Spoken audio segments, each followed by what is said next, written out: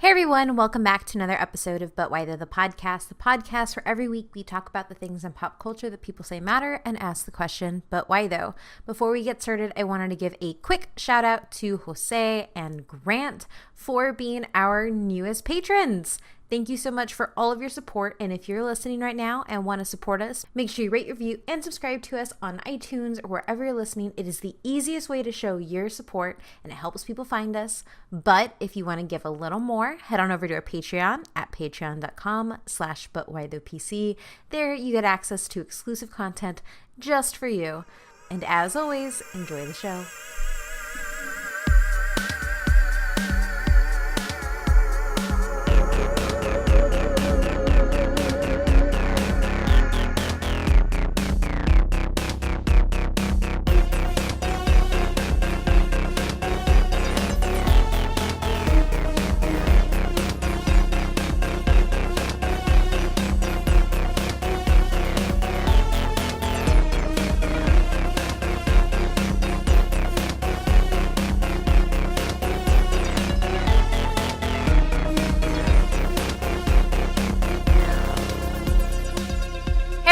Welcome back to another episode of But Why Though, the podcast, and today we are talking about Keanu Reeves being like the most Keanu Reeves in The Matrix. As always, I'm your host Kate, and I'm here with Adrian. Hey, how's it going? And Matt. That was bad. I know, I didn't know what to say. I know Kung Fu. You couldn't even go with the main line. I know Kung Fu. Whoa. Well, I'm going to leave this in. Matt, say hi. Hi, hello. I know Kung Fu. And we have a super special guest today, Carolyn from So Here's What Happens. What's up? I don't know what I was just going to say. I was just going to say what happened. But I really know that's wrong. I know Kung Fu Hustle. Now that we've effectively started with some derailment, we are here to talk about The Matrix in all of its glory. And Matt is going to be leading us through the episode. Yes, so obviously I sound sick because I am sick. We went to South by. South by, baby. That's all I know. So go hear it. There you go. I also learned if you stop drinking, you get sick. So just keep drinking through everything you do. All right, so I'll start this Obviously, I sound sick because I am sick. Is that how that works? Yes. You sound sick when you are sick? Yes. All right, so we'll start this off with kind of an interesting question of, have you actually seen all three of the movies, and can you actually remember anything from the second or third movie? Because I'm assuming all of you have seen the first one. Yes, to both. Yeah. Yeah. Carolyn, you go first.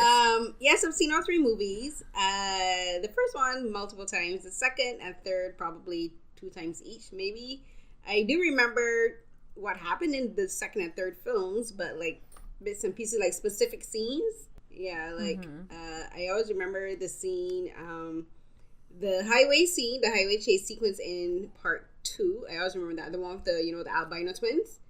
I always remember that scene, I always remember the scene with, Lord, the one where she has on, like, the spandex, not the spandex, the latex outfit. Oh my gosh, I'm looking at the Lord Jesus. Like, yeah, I remember parts. Yes. Yes. And I remember the attack in Zion where all of the Sentinels come through. Yeah. I think your answer is probably great of why I asked. I remember specific scenes. Yes. Ask me the plots. I remember specific scenes, but not the whole plot. I'm going to chime in and say that I have seen all three. I've seen the first one way too many times. I don't even have a count on that. And I've seen the second and third one multiple times, I think. But I also couldn't differentiate what was the second and what was the third, because when we were talking about doing this episode, I was like, oh yeah, the twins. The twins were in the third one. They were cool. But no, they were in the second one. And I do remember the highway scene. I remember the highway scene, and I remember the fight in the rain from the third Yes, one. that's the one where he's fighting all the Smiths. Yes. Yes, yeah. So I remember those. I remember those 2 scenes. I know jack crap about the plots of the last 2, other than that Zion gets attacked, but I think that's cheating because it just came to my memory because Carolyn mentioned it. Adrian, what do you got for us? Yeah, I've seen all the movies. I probably watched the third one a lot. like I've watched the first one more, but kind of making sure I was differentiating the correct movies correctly. I mean, I remember basically all of the second movie because I really like the second one. I like the twins. I like when he's fighting in like the castle thing. Then he goes all Superman and saves her at the end. Like I like that one. The whole thing with the Frenchman. I like all that stuff. The Keymaker stuff. I like all that stuff. The third one, I mean, I kind of just, if I went back to watch it again, like if you told me, hey, go watch Matrix Revolution, I would probably just skip to the end and watch the rain fight scene. Because all the other stuff with like Bane and like him going to like the Oracle thing and getting jacked in there, I don't care too much about all that. I remember the Keymaker too. But I really like. Yeah, I really like the second one. Like it's not as good as the first, but it's also not the third. So I probably remember that one more than I thought I did because we talked about this last night and I couldn't remember like which one was which. But now that I differentiated them in my head, the second one is definitely. Lots of good scenes in that one. About the same. Obviously, I've seen the first one multiple times. I've only seen the second and third one once a piece, and I remember sneaking into the movies after watching. I don't remember what movie it was, like Bad Boy 2, and then going to it. But yeah, I couldn't remember much. I know a few fight scenes. Don't remember stuff. But that might have been the most early 2000s thing anyone has said in our podcast. What? I do agree. I stuck out of Bad Boys to go see one of the Matrix movies. I love it. But there might be a reason why we can't differentiate between these movies. But before we get to there, let's just go with a quick synopsis of the movie. Obviously, this is a science fiction film franchise. There's about 3 movies. It's basically a franchise that follows a group of heroes who fight a war against machine overlords that have enslaved humanity in a VR or Matrix system. So I would never describe the Matrix like that, but I guess that's right. That's what it is. Whose synopsis did you read? I know. That was what it. Huh? Why would You're you? missing. I mean, that's 1 through 3. Yeah, that's what But they're it's trying not to do. about a group of heroes. It's about the one. Exactly. It's about Keanu Reeves. Okay, my bad. About a minus a group, it follows a hero who fights against a war against machine I don't know. overlords. He wouldn't have got to the thing without Trinity in the third movie. So I think it needs a group. And Morpheus played Zion quite would a have got lot. destroyed with all the other people. I'm with you, man. It's true. It's a group. It's a group effort. I mean, this is That's no How You true, Train Your but Dragon still, group, the but I one. mean, it's a group. You just need to say Keanu Reeves like 10 times in the synopsis. You couldn't even remember that he just kung fu. Whatever. I do know. Fun fact time. I do know that Keanu Reeves actually got black belts because of this movie, and it's the reason he's still in really good shape today because he kept on all the martial arts training after this movie. Which we will get to. So let's get a little quick background of the films. The Matrix films take place from 1999 to 2003. That's it. That's they're all, such a short lifespan. They're all based on a philosophical question from a 17th century French philosopher and mathematician, René Descartes. Descartes. Basically, what is real or reality? Obviously, we have Athenian philosopher Plato, which also plays a role in the core of these movies, which we'll go into later. But that's basically what these are based on. And Kate's going to talk a whole bunch of it because this was religious studies stuff. Yes. There are 3 main films created by the Wachowskis. Yeah. How do you spell that? Mm-hmm. Wachowskis. And we'll go through the main cast, but there's only 4 people, so I guess a trio if it makes you feel better. You have Thomas Anderson, Neo the One, Keanu Reeves, Morpheus by Lawrence Fishburne. Hold on. Thomas Anderson, Neo, the One, Keanu Reeves. Played. Like that just. That's how it works. When you say it like that, just listen to that. It sounds like one of those fighters who's rebranded himself like 4 different times. I mean, so that he sounds just about what named all happens, of I his- feel. You have Morpheus, played by Lawrence Fishburne, Trinity, played by Carrie Ann Moss, and then Agent Smith, played by Hugo Weaving. And so, to get down to these movies, let's go with some of the ratings. Matrix, from 1999, had an 88 on Rotten Tomatoes, 8.7 on IMDb, 73 on Metacritic, and this movie actually went 4 for 4 on Oscars. And Oh, wow. And it won 37 other awards. So it won 4 Oscars for Best Sound, Best Effects Sound, Best Effects Visuals, and Best Film Editing. That's cool because like it essentially like swept the genre categories. Like those are the categories that like the Oscars always throw genre films into. Yeah, and this is going up against Star Wars this year. Oh yeah, that's true. Man, I'm okay. fit. Dang, then And that's it's- actually a big accomplishment. Yeah. Also, it. an 88 seems really low. An 88 seems really low. Yeah, it was. These are pretty low, surprisingly, considering IMDb has this as 18th highest rated movie. Yeah, I think. I don't know. How No, these the reason it was ratings rated so low at that time, if you read a lot of critics' reviews, a lot of them, they like the whole action concept, but they thought that the whole philosophical concept juxtaposed with action was like, it didn't work. Because like some, like I think it was like Robert Ebert thought that they paid too much attention to the action in like the third act of the film. So that's why a lot of people either really like the action, I think, but they thought the concept didn't mesh. But we all know it became a cult classic, like following afterwards, and fans enjoyed it. If those critics don't like Neo wrapping a rope around his hand and stopping a goddamn helicopter, or Lawrence Fishburne jumping out of a building, they can shove it. Go back to the goddamn Matrix. Lawrence Fishburne so it's alone. nominated for 49 other awards. And here's where we get to the fun part, where why we might get confused. So we have The Matrix Reloaded, which came out in 2003, has a 73 on Rotten Tomatoes, 7.3 on IMDb, 62 on Metacritic. It actually won 8 awards and was nominated for 32 other ones, surprisingly. And then you have the fun part of The Matrix Revolution, the third one, which came out apparently 6 months later, also in 2003. Why? And that one has a 36 on Rotten Tomatoes, 6.7 IMDb, 47 Metacritic. But apparently it won 4 awards and was nominated for 32 others. So like were the Oscars like for best film editing, The Matrix Reloaded and The Matrix Revolution? I don't think either one of these got nominated for an Oscar for what I looked That's at. fair. I'm just wait. So were they in like the same award season? So like They have to be that I know of. One came out in like May, and I believe the other one in November. I want to see like these tickets because if 118 and 114, like technically The Matrix just like dominated that award thing. I don't know. But that is definitely the rarity of why we probably get confused, because they are back to back. As far as I know, that is definitely the quickest turnaround I can think of for a movie. Yeah, because what happened is I think they filmed it. It was one movie that they broke up into 2.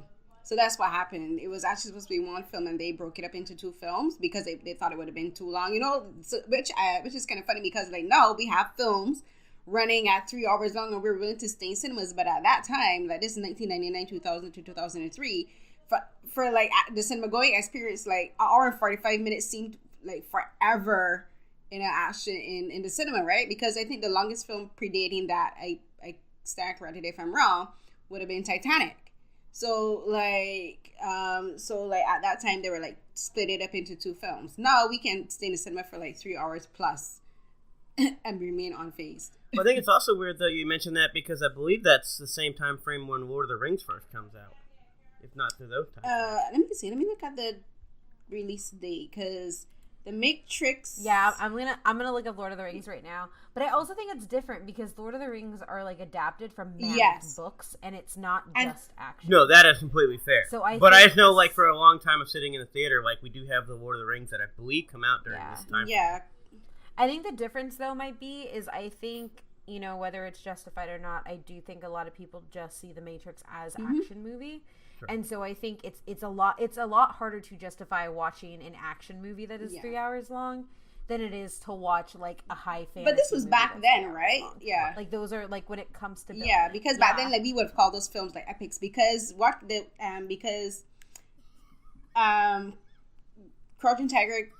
Crouching Tiger, Hidden Dragon, which came out after, which had the same fight choreographer, like that's considered an epic. Like back then we used to consider like films like that were like hour and 45 minutes to 2 hours and longer to be epics, right? And like that was our frame of mind back then. Like for now, so like Lord of the Rings would have been was considered a fantasy epic back in that time too, right? So like once you added the word epic, you knew it was going to be long, so you prepared yourself for it. Nice. And then basically they're done. That's it. They did the Animatrix in there. The Animatrix counts. Well, if you'd let me get there, they're technically in other media for direct to video because they don't actually get released in a movie theater. Whatever, man. Thank you for mentioning Animatrix, because I was trying to remember, because I knew that I watched an animated film about that, and I remember we watched it by my friend, and like that thing blew my mind away. Like, it tripped me out completely. It was like, this is like the period. The thing about the Matrix is it made people start to question reality. And I think the animated film actually made me question reality more than the film itself.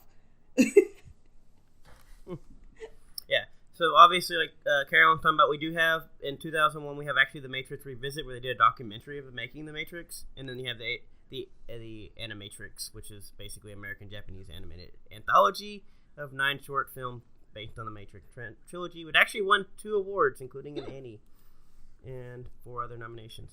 They actually had comic book series and comic books. There are 3 Matrix comic series that ran from 1999 to 2003.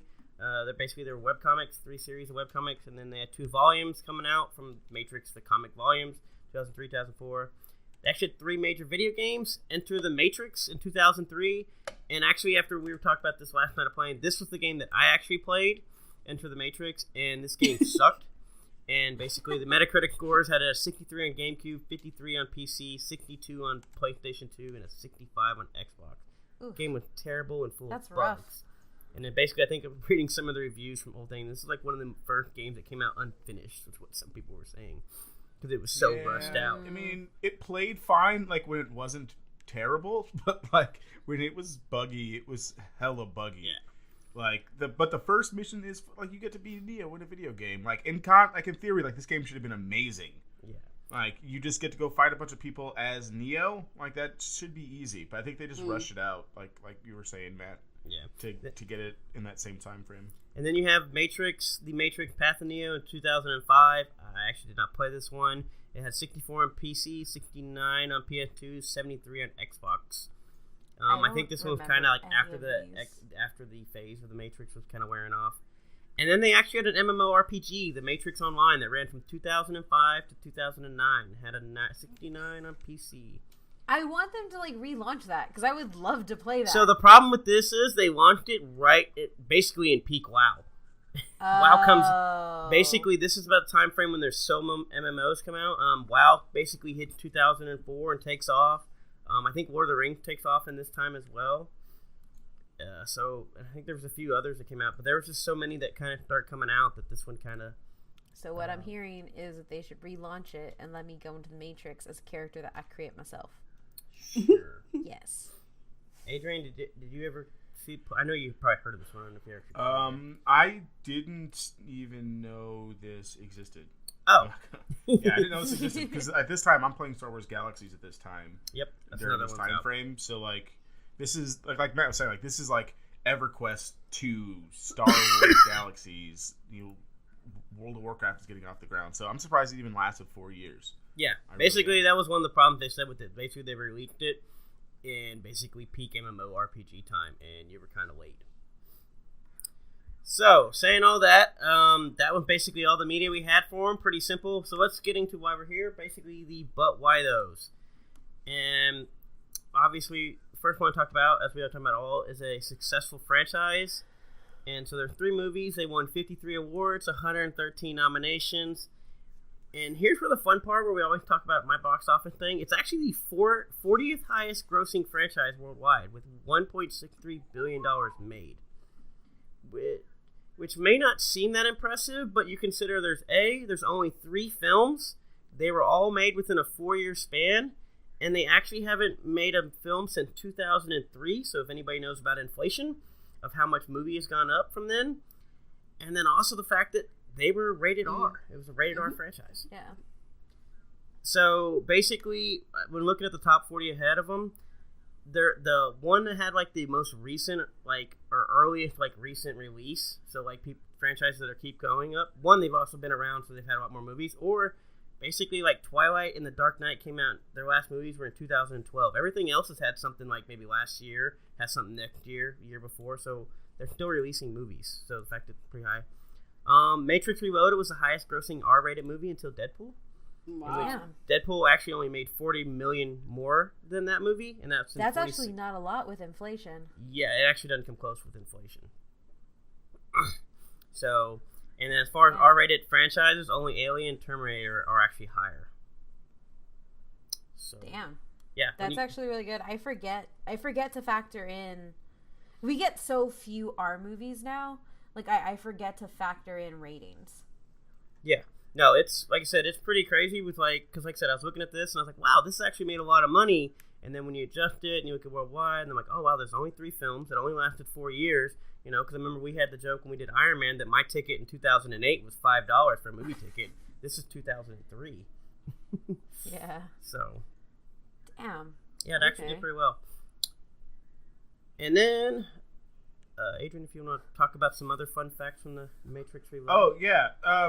Just kind of looking here. Like, I know that, because Carolyn talked earlier, like, how these are both filmed at one time.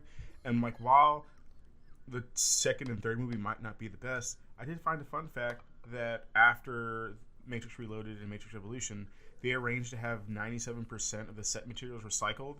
And according to this article I read, in like 11,000 tons of concrete, steel, and lumber was all recycled. And they sent it to like Mexico and like other countries to build homes and stuff. So even if the third movie is god awful, some good stuff did come out of it. That's also just like, it's actually sad if you think about it in perspective, how many massive movie sets just get thrown away. Yeah. It's actually like, it's a cool fact, but then it's like a sad fact because I'm thinking about like these massive ass sets that get built and it's just like, oh, nobody gets to reuse this stuff. I mean, that's what we always think about when they send out all the t-shirts for sports teams. Like, apparently people think that the Buffalo Bills are the greatest franchise in history. Because when they make sports team for the game, they make merchandise for both teams winning the Super Bowl. And then they just basically donate one of them to basically, I think it's mostly in Africa, a lot of the t-shirts, and then the other ones go to the actual team that won. That's I don't know how accurate this article. I mean, this is like a 2006 article, and I'll put it in the show notes so our patrons can check it out. But it also says, like, the makers of The Day After Tomorrow paid $200,000 to plant trees and other steps to offset the estimated 10,000 tons of carbon dioxide emissions caused by vehicles, generators, and other machinery used during its production. I would believe that. That's actually... Because, like, I know for the Matrix Reloaded, like, the highway chase sequence, like, that, they actually built that highway.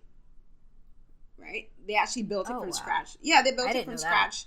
Because I think it was one of the most expensive sets built, because there was that one, and I like, it just popped in my head to see the airport, you know, the one with that movie with Tom Hanks. Mm-hmm. Like, that, they built, like, Steven Spielberg's, their crew built that airport to film that scene. So, like, when you talk about the amount of money that they spend to build sets, is ridiculous. Wow. Can you imagine all the stuff they spend now? I mean, we talk about movie films now. I'm like getting a little sad here because I'm just like, we're really well, CG, like the advent of CGI and VFX has really improved like the spending costs for films. That's fair. Then you think about the other things that they spend money on too, like transportation to sets and all that kind of stuff, and like powering the same machines that do that create the VFX. Like, that's a lot of electricity and that kind of stuff. So yeah, I really doubt 11,000 tons of concrete, steel, and lumber went into the making of Justice League. Shade. They couldn't even find real fields, so I think I want to say we might be doing better, hopefully, with CGI, and you know, we couldn't even find fields. So I think we're doing okay. We almost. I think this is our first Justice League jab this year. Congrats, Adrian. It's relevant. It is. So moving on to the next, but why though? Why we're all here and why we all remember and we're talking about this is basically the movie The Matrix in 1999. Kind of like when we did Jurassic Park.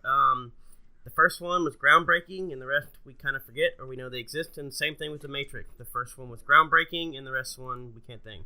So as I said earlier, IMDb has this as 18th highest rated movie. It's on numerous top sci-fi movie lists, which are kind of weird, by the way, when I started looking at lists, because what the definition of sci-fi is and what people count and don't count throws off the list weird. Yeah, it's a subgenre, Matt.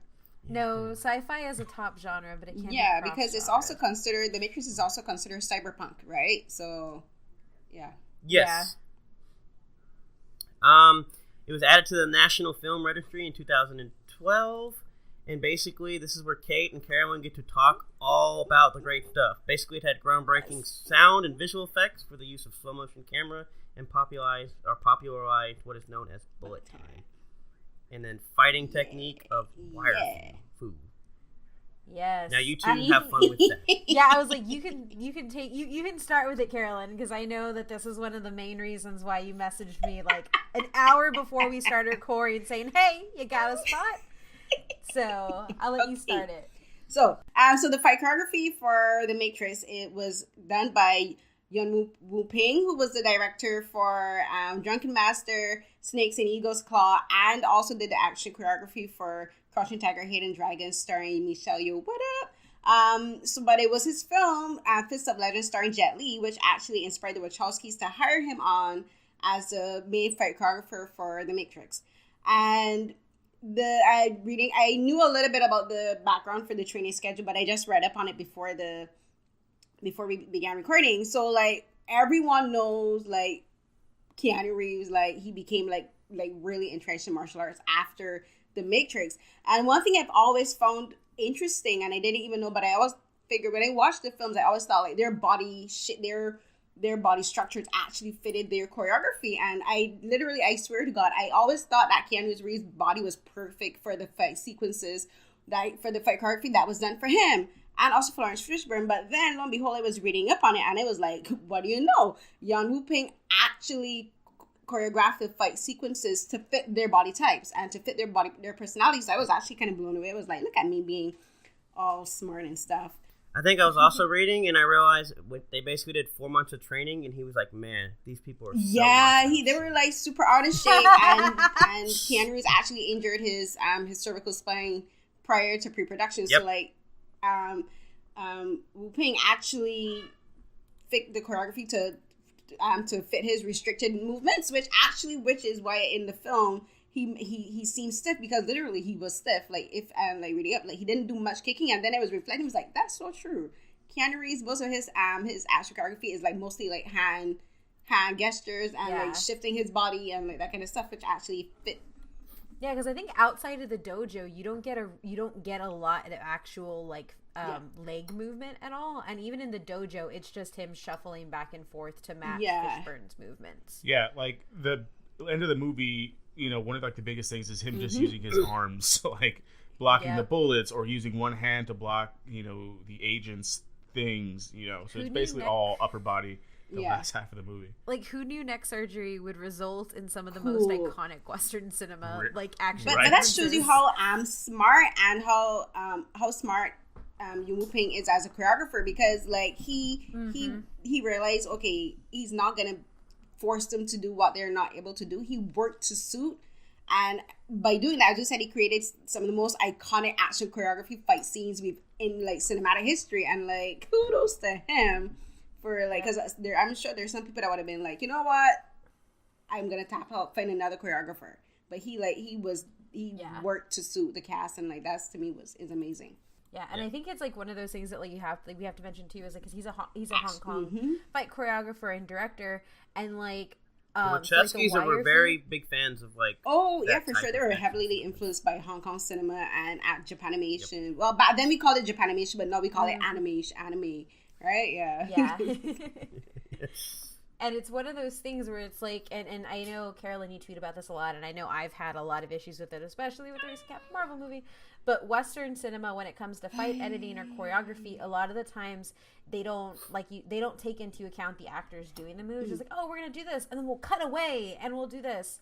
And what, for me, at least in what I've seen in my action-loving life, The Matrix kind of stands as like this touchstone where it's like this big budget movie can be heavily just fight choreography based and like have it done well, and a lot of it is because of how amazing Wu-ping is as a fight choreographer. And like also just to point it out too, like probably a lot of your favorite Jet Li movies he also choreographed, because he did Danny the Dog, which was Unleashed in Cult Unleashed in the US. It's one of my favorite movies. He also did Fearless. He also did he ended up doing The Grandmaster and Ip Man 3. He did both volumes of Kill Bill, and he did Kung Fu Hustle. So like this man has like a large, Yeah, I mean, plus Drunken Master. I mean, come on. And fun fact, his student Tiger Chen actually became Keanu Reeves' best friend and one of his mentors.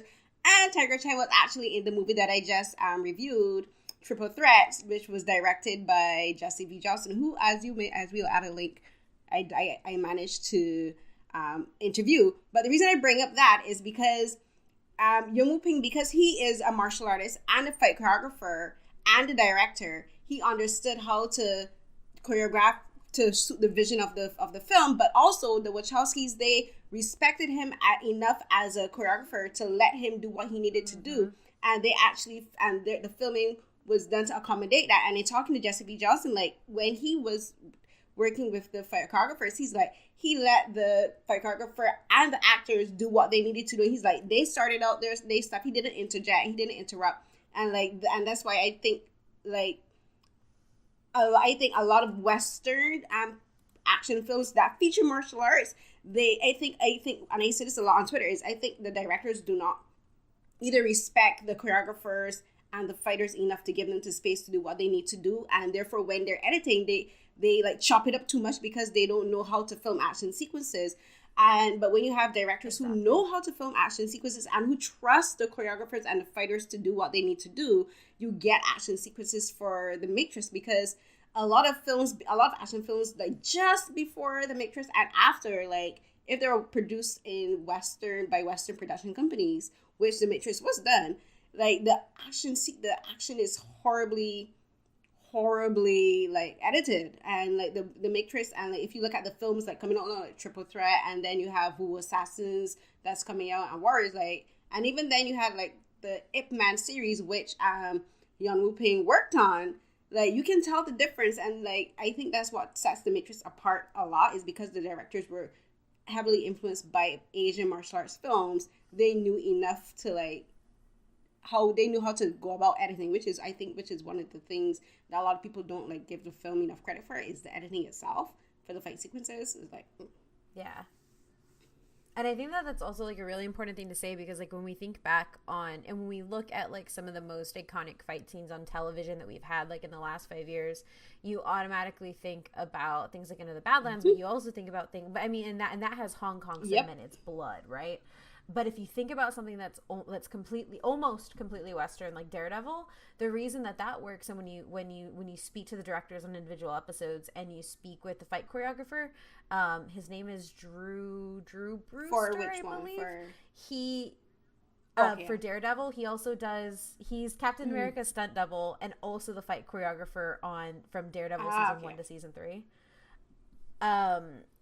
One of the things that the directors talk about, and one of the things that the fight choreographers talk about, is exactly what Carolyn's saying. It's this idea that like, don't over direct. Like if this isn't what you're suited for, you need to let it happen organically and then figure out how to work with it.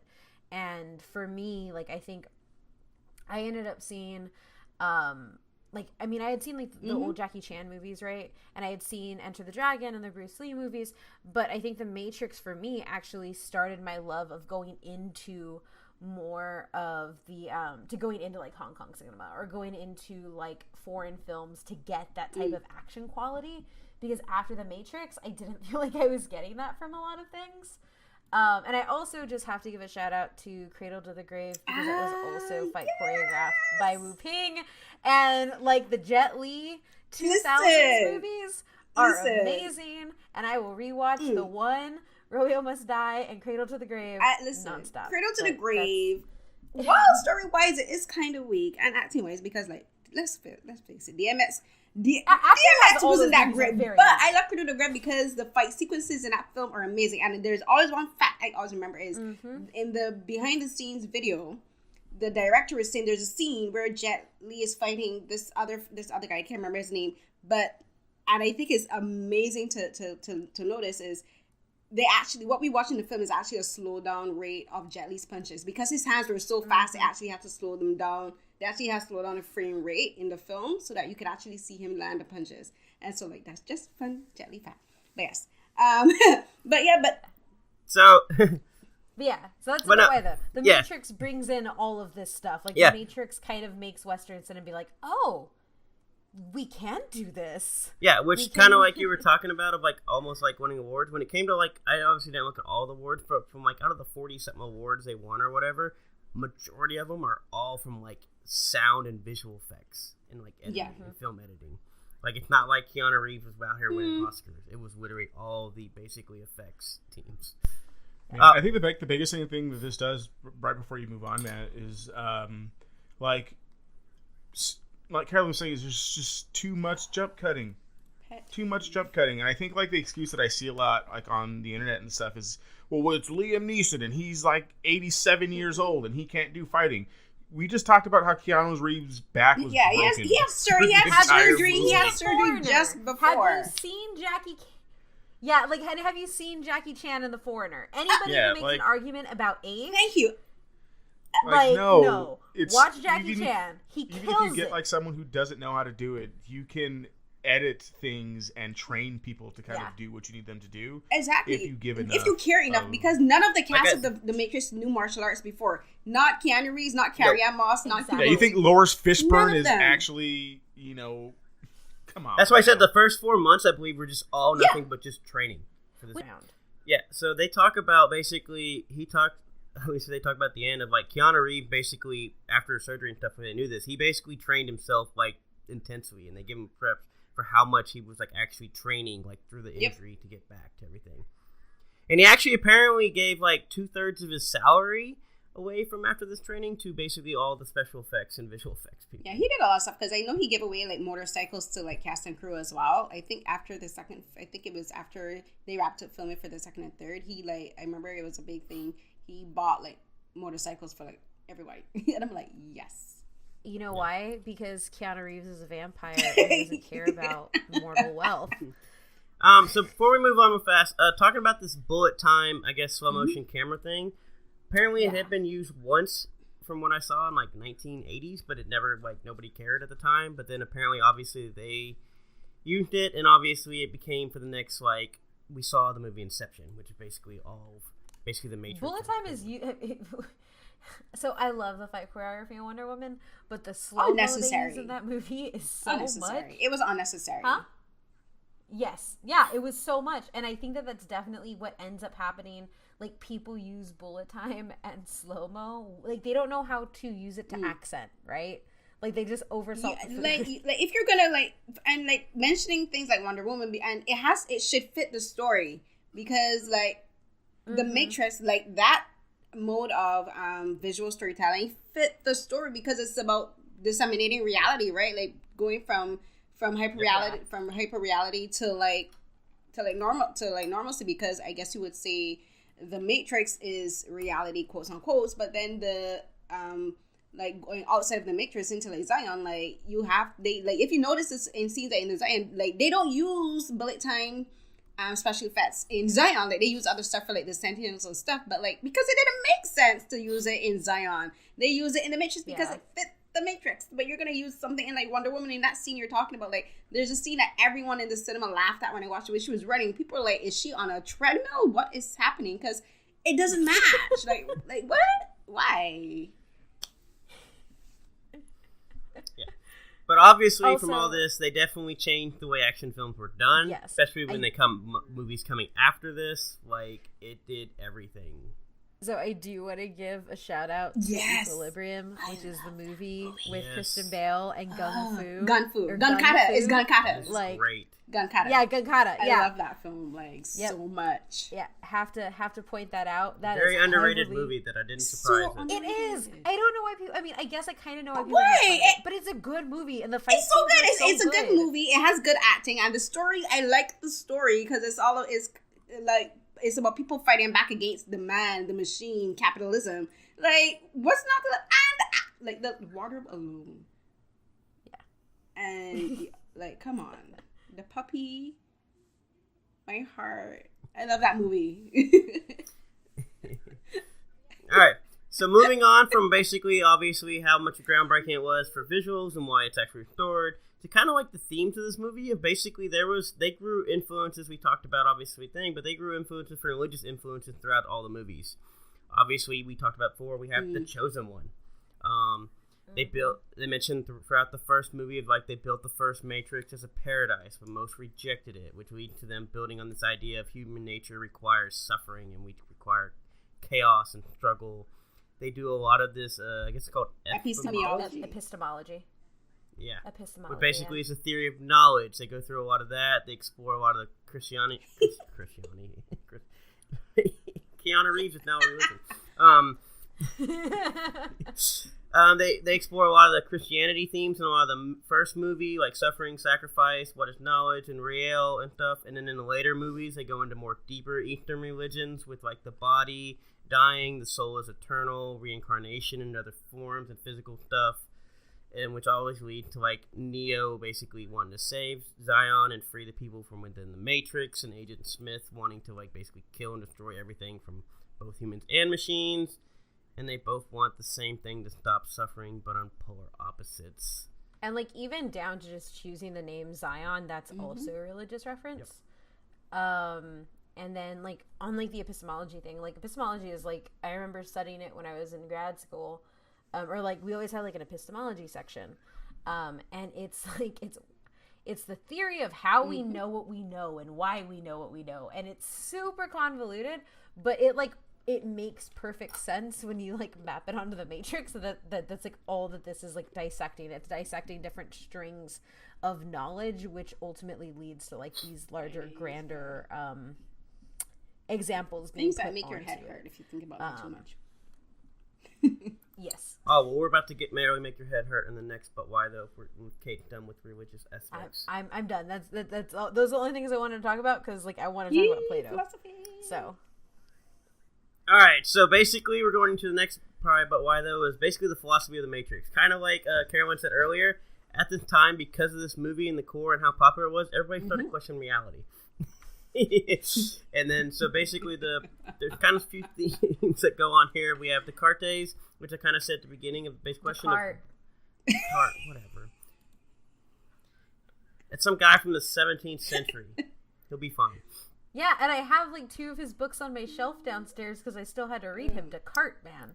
Yeah, you have to say Descartes. My bad, Descartes. There we go. Okay. Based on Descartes, as I started this whole entire thing, it was based on the philosophical question of what is real. So they kind of go with Descartes' evil demon, which I'm kind of just basically read some lines to try to best explain this. If you're a philosopher, good luck with this. You probably know this more than me. If you get lost, welcome to the Matrix. It's kind of like when Morpheus is talking to Neo. Have you ever had a dream, Neo, that you were so sure was real? What if you were unable to awake from that dream? How would you know the difference between a dream and a real world?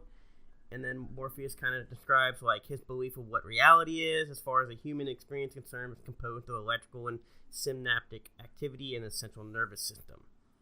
So from Descartes' way of saying this is like the easiest way I could break this down of finding this stuff. I read like 5 different like study papers. So another thing the Matrix did was basically give everybody an entire field of philosophy, a bunch of dissertations. It's everywhere. Yeah, it is actually. So at the AAR, the American Academy of Religion, one of the panels that I went to was on the Matrix and how it influences theological like building after it, because like one of the things people don't realize is that a lot of preachers or like any sort of like faith leader in any religion, they use pop culture to try and become like get closer to their communities and stuff.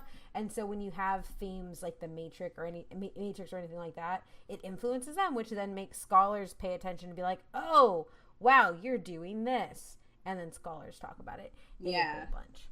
Yeah, so kind of the way what Descartes said in this is basically he's suspicious of his knowledge that he obtained through his senses and his own beliefs, and he became convinced that one must use one's mind rather than one's senses to obtain knowledge about the world. In a system of knowledge constructed by Descartes, perception is unreliable as a means of gathering information, and the mental process of deduction is the only way to acquire real knowledge of the world. Like Sherlock. Yeah, yeah. And this entire thing is built off of, I mean, you're going to go into it, but it's built off of, I think it's like the theory of forms. It has to do with the idea of what is real, and like, it's from Plato, and when you get into it, I'll expand on it, but it's this idea that kind of like everything we're surrounded by, we can't know. And the only way we know it is it's through thinking. It's the reactions that get sent to us, and our mind processes anything that is outside of our mind processing it. It's not good. So like essentially it'd be like, okay, I am. Well, I can just go to the updated version, which would probably give you a better example. Yeah, go ahead. So actually, there's an updated version of this whole entire thing, which I don't remember exactly the time frame, but it's called "Brain in a Vat." And it's kind of like what we talk about with Futurama. A brain is disembodied from the body and put in a vat of life-sustaining liquid, kind of like the heads were in Futurama. And you connect it up to wires, and you send impulses to a supercomputer. And basically, does the brain know it is a brain in a vat, or is it in the skull?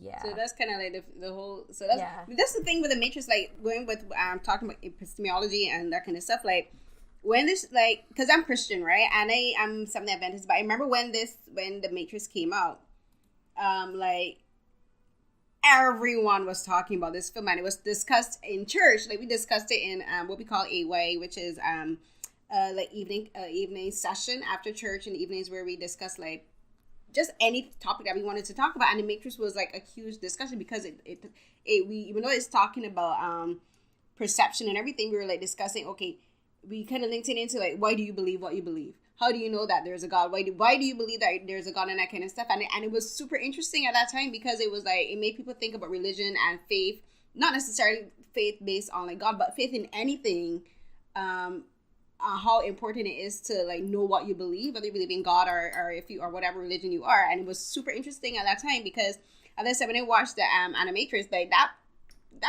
thing made me like literally doubt reality. I had like nightmares. I'm like, oh my God, am I in the Matrix? That kind of thing. You're like, well, like, am I really awake? You know, like because you know, like when you have like a dream within a dream within a dream, you're always like, but what if this is like the ultimate long running dream? Who's to say I'm not really in a pod somewhere, right?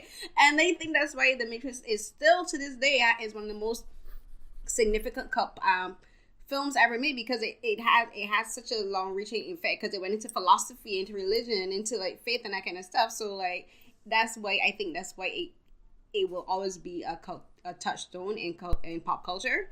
And yeah, like sometimes I like why do we believe what we believe? Like that's one of the most fundamental things about being human, right? Like why do we believe certain things? So the funny thing you brought up about that, because you talked about religion and like using that, what do you believe? Like Dakar, like reading about like with him, he was like, I have no arms. Yes, I have no arms. So that's the thing. I hate it. So like I hate reading Dakar and I hate reading Foucault. Those are the two people I hate reading because they're really weird. They're all over the place. But my simplest way to describe Descartes and the easiest way that I explain it to like students and stuff is essentially like his entire thing is that what you know is the truth. Or what your brain knows is the truth. So if you drink a glass of poison and all of your senses tell you that it's not poison because it doesn't smell, it can't affect you. Looks fine. Your best friend gave it to you, but then your body ingests it and your mind processes it. It's like, oh no, this is poison.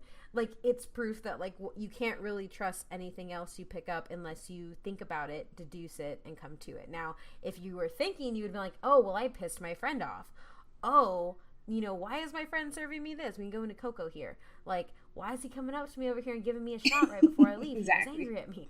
Like, essentially, like, in order to maintain reality, you have to consciously and critically think about everything. Descartes isn't used so much now in so much as he's referenced because he's a building block. But it's required reading. So any sort of liberal arts thing that is going to understand how people act, behave, believe, or think, you're gonna have to at least familiarize yourself with the theory of thinking about him kind of makes me think of Sherlock because based on the series, the not going from the books, I'm going from the series, like that's basically how Sherlock is. Like he's disseminating information all the time. He's always taking information. He doesn't trust anything that anyone says, or he doesn't even trust his own senses. He only believes and trusts things that he can figure out for himself. He's like, I know this is poison because I'm gonna observe the effects. He's like, I know this person is coming to kill me because I'm gonna observe what this person is gonna kill me. I'm gonna disseminate information that I'm seeing. So it kind of reminds me of that. And then there's the philosophy. I can't remember who said it. Is like, if a tree falls in a forest and if there's no one there to hear it, does it really make a sound? Right, so it's about that. It's like trust what you can understand and not what you can see, which is kind of a crappy way to go, because like if I see a hole there, I'm going to avoid the hole. I'm not going to question if it's a hole or not. I'm going to walk around it. And this is why Descartes was like, I have no hands. Yeah. Which kind of leads to the next part, which we already kind of mentioned, Plato, of this is also kind of took over not only like in philosophy, but just in general pop culture of red pill versus blue pill. And so obviously we have the red pill, where Morpheus says you stay in Wonderland, I show you how deep the rabbit hole goes, where life is of harsh knowledge, desperate freedom, brutal truths of reality. Blue pill, where the story ends, you wake up in your bed and believe whatever you want to believe. The life of luxurious security, tranquil happiness, and blissful ignorance of illusion. And he ends it with, I just like to want to end with a thing. Remember, all I'm offering is the truth, nothing. That scene is really good, and like Morpheus is just a really good character. But so this kind of leads into Plato's allegory of the cave, which is kind of the whole entire sense of the Matrix in some sense. As much as we talked about the car, we have Plato's allegory of the cave. Essentially, people live in a cave in a fixed position, and all they ever know is what is inside of the cave. So on what basis are you to expect anything outside of the cave? So how do you know what reality really is? But it also goes beyond just living in the cave, right? Yeah. So, like, essentially, like, the way the theory goes is that you live in a cave, you're in a cave, and you have fire as your source of light. And only things that you could see are reflected in the shadow casted by the light from the fire. And so you never understand what the true form of something is, unless you see it directly. But and what he said was essentially the majority of everything that we experience in the world is a shadow of something, and we don't see it like head on. And so this is kind of where Descartes builds all of his stuff on it. I'm gonna Google it, but I'm pretty sure it's theory of forms, and that's where the cave analogy is used. Yeah, basically the allegory cave, which kind of lead to, if you want to Google or want me to go next part. Yeah, it's the theory of forms. Yes, okay. It's the theory of forms. So the cave is a piece of it, right. And then you have the cave. You have you within the cave, and then you have you that is real and you can see your hand, and then you have the fire that projects a shadow, and you have to understand what the shadow is, but you can never know what the shadow is 100%. So you have non-physical, idea, and physical. Yeah. It's been a long time. I've been out of grad school for like 2 years now. Yeah, I've been out of grad school for 2 years. I just know that Plato was actually the thing that I found really interesting. Which kind of leads to Plato, the next part of basically Plato's analogy of the sun. We talked about the fire. The sun is a metaphor for the nature of reality and knowledge concerning it. The sun is knowledge. Light itself is true understanding. So basically, somebody drags you out of the cave from basically having that fire source to where you now can see the actual sun and what it brings to you. So in this case, you are unplugged from the matrix and stepping out of the cave to the first step of knowledge or gnosis, which leads to enlightenment of where they get. To wrap all this into enlightenment. Obviously, these things are very hard, and these people wrote so many papers and so many books on this stuff, but to do it in a very small concept. Yeah. I will say this, the theory of forms is something that people do still use now. Yes. It's one of those things that was vague enough to actually have a practical use in many different fields. Because Descartes went, I have no hands, and took it too off the rails, and it didn't age well. But there's a reason that, Socrates, Plato, and Aristotle are consistently used, is because they made applicable universal observations. Yeah, so all this is wrapped up into a kung fu movie. And it's amazing. Yes. Yes. Adrian, are you confused and lost in this? Because I know this took me a long time. I mean, what I was gonna say is that this isn't another instance of the biome incident that we had before. Like, I literally know all of these things because I used to be a philosophy major for 2 years in college, and this whole conversation is why I did not continue in philosophy, because these conversations are too convoluted, and I'm tired. I got tired of reading about people who said because I can't see it behind me, it doesn't exist. And I've got no hands. So I close my eyes, everything is gone because I can't see it. So therefore, I just got to this conversation. So everything that Kate's talking about is stuff that I learned about while I was also in college. And it's crazy that this stuff is still in here. And I'm like sitting here thinking, I don't know if we get like another movie that really challenges like that kind of stuff until like, I don't know, like Inception. But maybe like that's really it. Maybe The Prestige, because you have like the whole cloning thing, like who is the actual person? Was it a twin? That kind of thing. Like, because I think like the only other movie between like then is like The Prestige, and then for me, because The Prestige has like a whole thing of like, are you just a sum of your experiences? Really so if you clone yourself and this person goes over here and has different experiences, is that the same person you really were before? Even though, all that stuff. So like that, and then like Inception are really the only movies I could think of that kind of have like this kind of philosophy-driven kind of thing, backed up with like other crazy stuff going on. I feel like hold on. I think there's more, but I can't think of it on top of my head. So the funny thing about when you mention that is literally when they were making this movie, it was a hard sell. Yeah, it was super hard to sell because Warner Brothers took a chance on this. They actually made an entire like comic like book anime strip of like showing this entire thing laid out to sell it to people. That like, hey, this is. But hold on, I just gotta say something. The Prestige. You think it was a clone? I thought it was his twin. No, well, he was. I gotta watch over that film again. No, the one like where he clicked. Because he's in the thing. Oh, you're talking about Hugh Jackman. I thought you were talking about the Thing's character. Because I was like, what? No. Oh, okay. Because you just blew my mind. It was gonna be, but wait. Okay, yeah, that's what you're talking about. I think you're talking about Christian Bale's character. Because you just made me pause. It's like, hold on. Okay, yes. There's the some fountain. arguments there too. The Fountain's one. Yeah, the fountain. Yeah, for sure. Yeah, Hugh Jackman and Rachel Weisz. What's up with Hugh Jackman? Wait, the fountain. Let me look at that. I don't think I've ever watched that. But going in, it is okay. You need to watch it. Because it's one of my favorite movies. I may have watched it because sometimes I watch films and then I just forget the names of them. So it has to do with the Tree of Life and people across times. Yeah. It's so good. Would you compare it to like, because you mentioned Inception? I wouldn't compare it to Inception because Inception is more about personal reality, right? Because whereas Matrix and stuff is dealing with reality on the outside, the Inception is more about personal inner disseminating your inner reality. Like, I'll just ask you what every other philosopher I ever read about in college said. Well, what is reality, Carolyn? It doesn't matter because everything reality, could be someone else's the reality. Matrix. So maybe we're all just cogs in someone else's wheel. But I will say that was the thing that threw me off because I was reading the car and I was like, this is interesting, and started going, I have no hands. And I totally see why everybody's like, I don't get it. I have no hands. Yeah, I have no legs. I am a corpse. So, fun fact before we go into the final part, which kind of like came from the Matrix of like a design of a paper, and I read 2 scientific papers on this thing or whatever published this. Basically, the Wachowskis, they wanted all of their cast members to actually be able to understand and explain the Matrix, and so they required them to do all these readings. The first person they wanted to play Neo was not Keanu Reeves, but Will Smith. Yeah. But he was like, I don't understand this shit.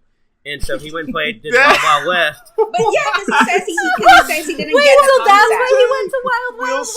Yeah, you didn't know that? Yeah. Yes, but he was like, I don't understand this at all. I knew that. I knew that he could have been Neo. My whole thing is he said, I'm not going to learn new philosophy. I'm going to go make Wild Wild West. Which I am one of the few people who did not realize that people hated Wild Wild West. It's because not I love Wild Wild West. I'm okay. I love the theme song, though. I love the theme song to Wild Wild West. The film itself, Yeah, I didn't realize that they made him do that. But it also kind of makes sense because, like, isn't Jada, like, a Scientologist? And, like, he kind of has to be a Scientologist. Wait, is Jada a Scientologist? No, as far as I know, like, they were... I think the whole thing with the Scientology and them is, like, because he's friends with, like, Tom Cruise, I think, like, they were introducing them to the whole thing. And then, as far as I know, Will Smith did not become a Scientologist. She was a Scientologist. She's no longer a Scientologist. Right, okay, yeah. But... He's like, get this. Yeah, but you didn't know that's a famous thing in like where people are like it's one of the biggest things where who could have had one of the most famous roles and like they gave it up, like Will Smith turning down Neo is like one of those things where people were like you could have been in this amazing franchise. That's a whole different movie in my head with Will Smith in it and not Keanu Reeves. As I said, like that's why I was saying earlier, like I think, you know, there's some actors you know are meant to play certain roles. Like you would say Ryan Reynolds is meant to play Deadpool. I am convinced in my body, with every fiber of my being, that Keanu Reeves was always meant to play Neo. And Lawrence Fishburne was meant to play Morpheus, because I cannot see anyone playing those characters. Like even his, like as I said, like, his body shape is like, when you look at that body shape, you look like someone who's having an existential crisis right now. That's what you look like, right? Like, because you look having an existential crisis. Because if you look at Speed, like I swear to you, when The Matrix first came out, I could not believe that was Keanu Reeves, because when you would watch Speed, like his body shape is completely different. In Speed, he looks shorter, he's bulkier, he looks tan, like he could have passed for Latino. When in Speed, like confession time, I always thought Keanu Reeves was half Latino until I found out he was actually half Asian, like, you know, half Hawaiian. He's like, and I was like, wait, what? I thought he was half Latino. Lo and behold, he was not, because he looks like, in Speed, if you look at his face and his thing, like, he looks like he could pass for half Latino. So I will say this: there are a lot of Latinos who do look kind of Asian, and a lot of it's because there's that. But then his body shape changes. So it's not that far. It's not that far. Yeah, right. But then his body shape changed. He looks taller. He's leaner, and like you look at him, I'm like, that's Neo. So I'll put it in the show notes, or I'll put it in the show notes of the episode, but I'm actually looking at a picture of Keanu Reeves from Speed and Keanu Reeves in The Matrix, and it right? And like I when I saw it in the cinema, and it was like, what? That's Keanu Reeves? Seriously? I could not believe it. But yeah, like, and now he's playing John Wick and still looks the same. The immortal. But I'll say there's one more reading that they were supposed to do that I didn't quite understand, and it was by a 1981 French philosopher called Simulacra and Simulation, which is based on reality, symbols, and society. They were supposed to understand and read that book, and obviously I pulled a Will Smith because I didn't understand that one. But that was another one that was definitely influenced. But yeah, all the cast was supposed to be able to read and be able to explain if you ask somebody, what is the Matrix? And it makes sense. It kind of makes sense, because like imagine them having to like do all of these press interviews and they don't understand. That's like me when I have to interview people. Like I do research, and like, you know, you read upon them, and like they have to like, and I do research on them and the film. Like imagine like them doing press interviews like, so what's the Matrix about? Tell us your character's thing. And they were like, he's a guy who wakes up in an alternate reality, and it's not exactly that he wakes up in an alternate reality. They have to be able to like sell people on the idea of this film, right? Because that's part of their job as actors, to sell the film. And like if they don't know what the heck is going on, people are going to be like, this film is going to confuse me, I'm not going to watch this. But if they sound like they know what they're talking about, like it makes perfect. And it also helped with probably the dialogue, because a lot of the dialogue is like, as Matt was referencing, is based on like philosophy. So like they gotta be able to sell the lines too. Like it's one of those things that and I think it's what also like breaks down from like I think it's the reason why certain actors like live in genres, is because they really understand the material that they're getting into, and that's why they excel. Because they take it seriously. And I think it's the reason why, like, the fact that like Jordan Peele gives his actors like a list of horror movies to watch to get into the headspace, like that's, I think like it's one of those things that helps. So, and I mean, I kind of always thought that the Wachowskis were like that, because they kind of like, they go all in on their movies all the time, for better or for worse. But they always put that type of dedication into it. So this led from The Matrix, after they do it, another argument that came up and kind of been developed from here called the simulation argument, which is where we'll end up, because this is, I think, is fun and fascinating and probably the most intriguing concept of the entire Matrix that came out of the movie of, are we living in a computer simulation? Dun, dun, dun, dun. Because basically they took one of the following three statements are true. It have to be no matter what. The human species is very likely to go extinct before reaching a post-human stage, would be one. Any post-human civilization is extremely unlikely to run a significant number of simulations of their evolutionary history or variation. So basically, they would go back and see where humans are. Or 3, we are most certainly living in a computer simulation. basically follows the belief that there's a significant chance that we will one day become post-humans who run ancestral simulations is false unless we are currently living in a simulation. A number of other consequences of this result is also discussed. Yeah. So basically, what the hell does all this mean? Humankind goes extinct before reaching post-human level. Number 2, post-humans decide not to run any simulations on humans for various reasons, whether it be ethics, resources, or they're not interested. Or 3, we are living in a simulation in the cosmos, and everything we are observing is just a tiny piece of totality of a physical existence of what we know is reality. And kind of like what you're talking about in Inception, we could actually be running simulations within simulations of, we may not get quite to post-human, but we are running simulations on our actual ancestral history to see what we did for our evolutionary thing within possibly another sense. So, if you ever watch Rick and Morty, of that sense with the car battery. Yes, but so this actually, like, I like this theory, and I think that it's something that I think other sci-fi have been able to kind of, like, utilize in different ways, and I say that specifically because the last season of Black Mirror, there's an episode of it where the entire episode are these two characters who they live in a world where essentially you get paired off with somebody, and, like, you have, like, a dedicated, like, if I were to pull this up and it would be, my watch would be like, oh, you have to be with so-and-so and you're going to be together for 6 months and only 6 months. You meet that person, you go to a house, you're with them for 6 months, you leave, and then eventually you end up finding the one. Well, these two people get matched up with each other, fall in love with each other, but then their time is done and they get matched up with other people. And by the time their matching day comes where they're supposed to get married, they escape. And when they escape the area, the enclosed area, it essentially shoots them up like a little red dot into this thing, and it sees, and in the end it says 99.9% chance, 99.9% match, which meant that, like, in the whatever many simulations, they escaped together that many times, and there was, like, only one time that they didn't. And so it like, to me, thinking about, like, the way that the Matrix has kind of influenced this idea of, like, whether or not we're in a simulation or not, it's carried over to the pop culture heavily. But then I also know that, isn't there, like, I know that there are some mathematicians who have, like, done the math to see how many. No, they've actually, so basically where I read this entire dissertation paper, published paper, they do all the math for you.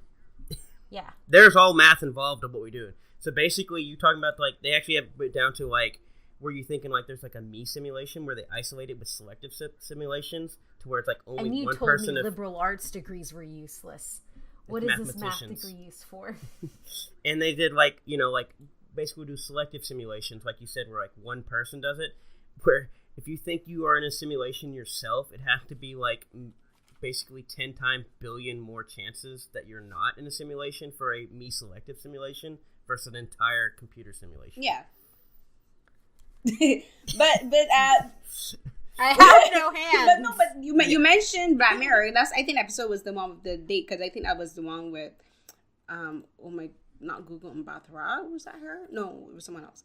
But there is also the latest one, Bandersnatch, is kind of like that, where, like, you have, it's like there is, like, the guy was filming a show based on the decisions that you, the viewer, make, and the characters make themselves. Like, he either turns up to be a murderer, he turns up to be in a television show filming his life and that kind of stuff. And it's interesting because when I first started doing it, I actually stopped making decisions up to a point to see what the show would do.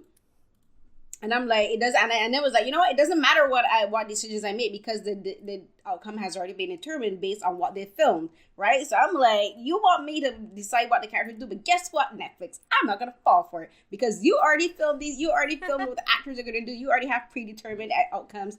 Therefore, I will not bend to your will, Netflix, because you're controlling me, right? So you broke. That's what I did. I was like, I rebel against the machine. You, Netflix, will not make me make choices. All right, so it's kind of like that. It's like there's an entire field of all. Yeah, those kind of things are like mind bending sometimes. It's fun, but then you, like, start to think too much about it. Like, I refuse to think about the idea of eternity, because it literally gives me a headache. I'm like, I will not. I refuse. That's how you get into an Exactly. existential crisis. and, So like, the one end up thing I do sleeping all day. So the one thing I do take about this simulation argument, and I kind of been thinking about, I don't know how much it works, but basically we've kind of done the math and whatnot of basically, are we ever going to basically find aliens, or are we going to reach another intelligent life Oh, form? for sure. Oh, And yeah. so they've done the math of The basically, Drake equation. well, not just the Drake equation, well, it's part of the Drake equation, but basically the last part of the Drake equation of basically our extinction. And basically they've calculated where we have to live long enough without going extinct to actually get the technology and eradicate resources to ourselves. then be interplanetary. Mm-hmm. Yeah, and so it kind of goes with this whole, they do kind of they run a bunch of simulations to see whether humans can actually make it to be interplanetary based on the conditions. And it's not even like, oh, technology and stuff, it's whether basically do we go yeah, for sure. extinct or not. We also like never make it past a certain Yeah. point. Too. Yeah, we've actually never made it based on the simulations, sadly. It's is depressing, depressing. but like I always believe that we are not the only ones. The truth is out there, as they say in X-Files. There are other beings. This universe is our universe itself is far too vast for us to be the only beings. But we're probably the most destructive beings ever created. So like the other aliens would be like, these humans, stay far away. Yeah. But that's what's kind of like why I find it with that, because that's kind of how they kind of take this of like, this has to be this, like these following have to be true. Like we will meet somebody because of statistics and everything else. Yeah. I think it's a fun concept. I don't know if we're living in a simulation. I guess nobody's hit me up on a computer. So The feds we'll are find watching. out. Have Adrian, you or- had to follow a rabbit anywhere? Nope. I'm suspicious as hell. I'm like, someone's like, follow the white rabbit. I'm like, you know what? No. So Adrian, are you in a simulation? Does it matter? In some ways, no. Honestly, I go back to my whole problem with studying philosophy thing is, does it matter? Does it change? Like, if I'm in a simulation, does it change the fact that we're recording this No, right 'cause now we and have already having done it. a good time? Probably not. No. I mean, apparently it affected us earlier when Carolyn got booted out of the simulation. Mick does not like me. but that's the funny thing about that's the funny thing about the paper. The way the paper ends up, if we are actually living in a simulation, please don't go insane. The way I see it is that because like it's like one of those things like do you go down the rabbit hole? Like do you want to know what's on the other side? Blah blah blah blah blah blah. Like I've never had certain kinds of foods, but I know the foods that I like get Yep. me through just fine. You're like, I don't know. So do I really need to try those other foods? No. I'm good with what I got. So, as long as I'm doing okay, don't take me out of the and see, you're saying that I don't know why, but us, Jordan Peele's film popped into my head because I've been speculating that it kind of has that kind of feel to it to me, because I'm looking at, because he's like talking about like two realities of yourself. So you have the normal, and then you have the dark side. And I was telling Philippe, who's my co-host for Saturday Night Sci-Fi, I told him my theory for the film, even though I have not seen this, is I feel like who we think are the bad people, which is the dark side, are actually the good ones, and the people who look normal are actually the bad selves, and they're like duking it out, trying to see whose reality is going to become, whose reality is going to win out. And like I always find these kind of things interesting because like just dreaming, and like when you think about the things that we as the things our brains are capable of as human beings, like creating a whole reality as we dream, and these kind of discussions and everything fascinate me, and I love these kind of films that make me think. Some that I don't need to think too much, but I like films that make me think. Do you have hands? Like no, because I think he was just being lazy and trying to shirk responsibility, because if someone says, Descartes, I need you to move this cup, he's like, but I have no hands, therefore I cannot move the cup. I'm like, you know what? You got feet. Questioning my I'm reality? like, you know what, Descartes, you may not got hands, but you got 2 feet. Walk across there and shove it with your body. I'm like, I think he was just trying to shirk responsibility. Talking about he ain't got no hands. So that's about all I have. That's about all I have. I don't know if we want to do fan but why though before. Yeah, I think we got a few. We got a few fan but why though, so I'll go ahead and read those off. We have from Shannon Joy 26. I could write about this for so long, but the concept was just so different and made me sit and think for about 3 hours. When I first saw it, the special effects are still great. Trinity breaks barriers by being a more butch-looking woman, and And she continues on with, and there is never one dumb lesbian joke made, and also one of the most fuck yeah endings. And then this is from Serial Sensei. Or Sensei? I like Serial. Serial Sensei. Yeah.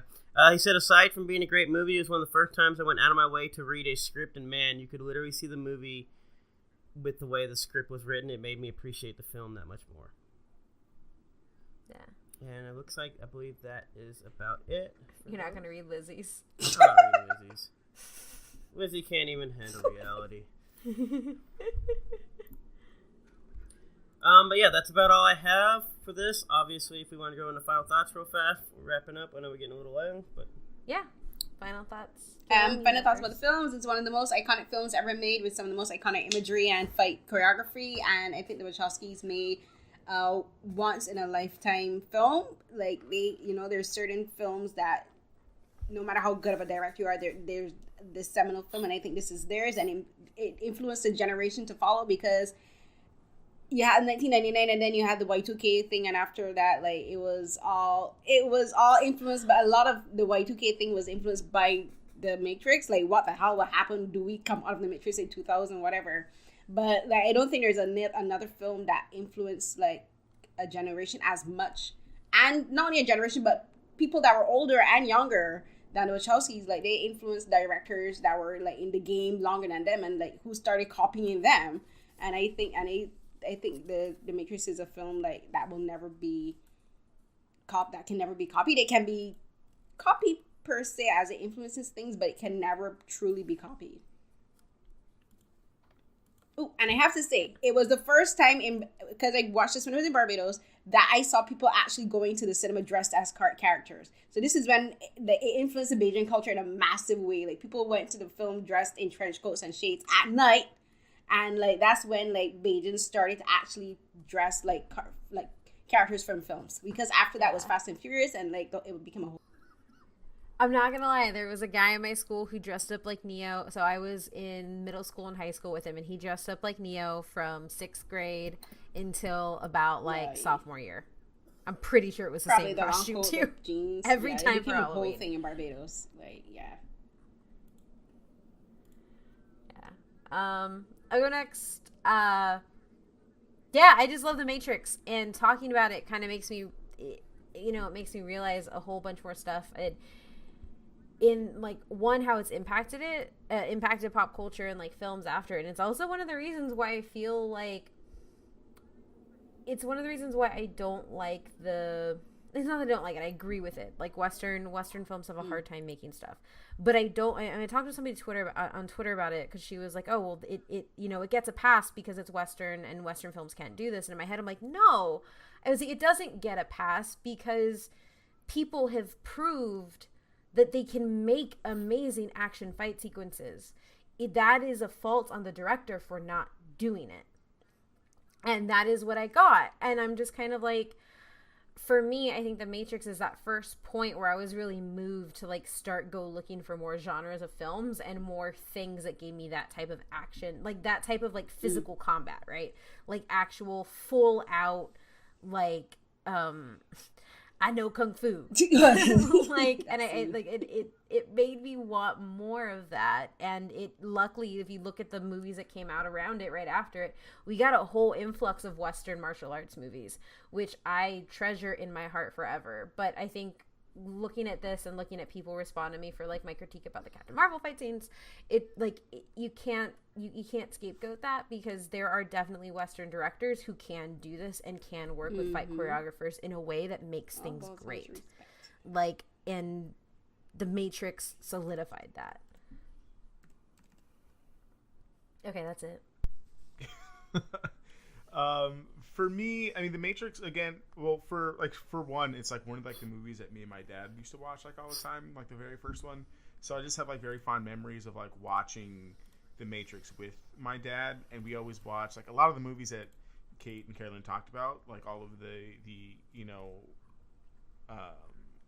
all those action movies are all movies I watched, and this is the one I remember most fondly, just because it has so many cool elements from everything that we talked about. Like, it has elements of like Bruce Lee movies and elements of like Jet Li movies, like all this other stuff mixed in with just like this weird like philosophy stuff, which is cool.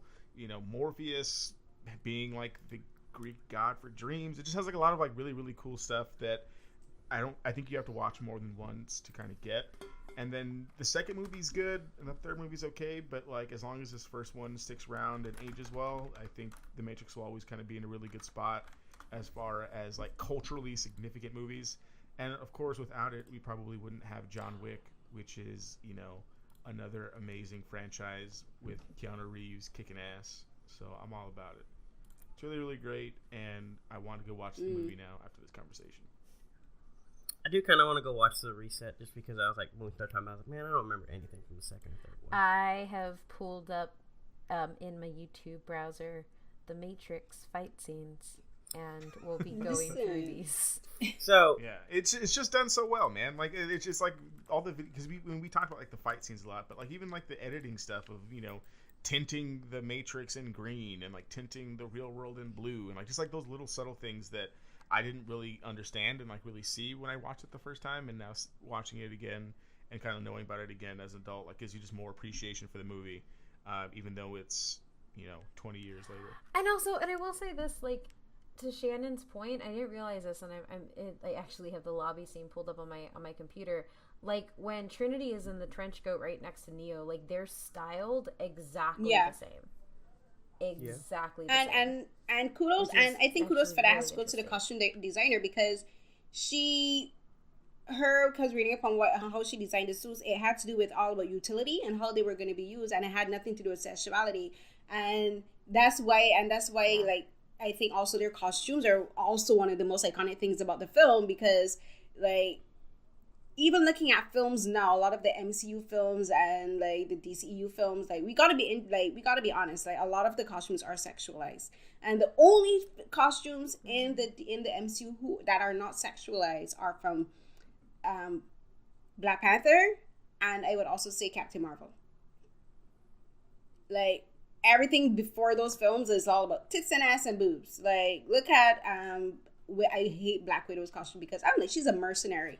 Why do we have all her boobs should be protected? Why are her breasts like? So I actually think out of the MCU, I think that she's the only one that is. Oh, like you mean that. Black Widow? Because like Wasp, because Wasp isn't, Valkyrie isn't, Sif but isn't. that has to do with because like for Valkyrie and Sif, because they're so heavily influenced by Norse mythology. Like if you look at Norse battle costumes, like if they had to like add indented breastplates, like they're like feminized, but like they're not like indented breastplates that you see in like comics. If they had done that, the MCU costume designer would have probably gotten shouted down. But I definitely will say like, yeah, like I definitely will say like I think when this is a whole different conversation, but like. I don't think it gets talked about enough, like how Wonder Woman is definitely still sexualized in her costumes. Sure. But yeah, for sure. But yeah, I think the real costuming thing that we're missing out here is how the hell the Morpheus glasses just stay on the whole time. Lawrence Fishburne's coolness. Why can't I find glasses like that anywhere? Nothing would dare fall off of Lawrence Fishburne's face if he places it there. Like he holds it there. He holds it there by swagger alone. That is a fact. That's a fact. That is 100% a fact. I will say I didn't kind of touch on it, but that is something like that kind of you guys brought up of like it did set like a trend of like the way people dress for a while there. Trench coats became in style, and even like that, just even like Trinity dress and everything, to matching people dress like that for quite a few years. Mm-hmm. Grandma's boy. Yes. The glasses. God. Sorry, Matt. Sorry. Costuming way too. So 25 minutes later, Matt can do his final thoughts. Sorry. Oh no. We forgot about Matt. Sorry. To attempt to wrap this up in a nice, quick fashion that obviously was not going to work. Obviously, this is probably one of my favorite movies. I will say, as far as like the editing and sound, and that you speak to that lobby moment. My family got, like, for the first time, like, I guess a surround sound. They wanted to test it out, and we tested it to see how well the sound, to go to the sound editing and everything, would work. And so we would shake the entire house through the lobby scene, playing The Matrix. And so we had fun seeing how much we could do that before we basically had something fall off the wall. About how many times we watched it. So that lobby scene is probably very iconic to me because I've seen it probably like 250 times. We just put it on replay. It's a great 3 minutes of between the music, the editing, the action, and everything. It's great. But no, I do kind of want to go watch the second and third one again and try to remember. Maybe they might be better with time. I don't know. The first one, always thing. Obviously, I think there's a lot of reasons why it's going to go. I know there have been talks of it possibly coming back. I'm okay with it not coming back. No. Yeah, why would you do that? No. Don't touch classics. With the exception of Pet Sematary. It's been 20 years. No, there are some films that do not need reboots or, no. And The Matrix is one. No. I mean, we got John Wick. Be happy with John Wick, people. We need a whole movie where the new Neo just decides whether or not he has hands or not. That's like the first 40 minutes of the movie. I will say to Shannon's point, Carrie Ann Moss just made her career. She's basically said that this is basically she got this role and basically her entire career took off from this. This is also the only way I remember her name. This is also true. Even when she played in Jessica Jones or all the other ones, I just call her. Yeah, it's true. Like there's some there are certain actors you always associate them with the role. Like she will always be Trinity to me. Mm-hmm. And I'm not, and I use it as a testament to how impressive she was as an actor and playing that role. You will always be my Trinity. Yeah, she was amazing. She was definitely, as much as we talked about Keanu Reeves, she definitely was crucial. Man, none of this would have happened without her. Yeah, and I think too. Well, I actually wonder, like, is she? I feel like she's one of the first, like, actual, like, women in an action movies and in a Western action movie with that type of agency. You know what? I would say so. Because I'm trying. I would actually say so. Yeah, no, right?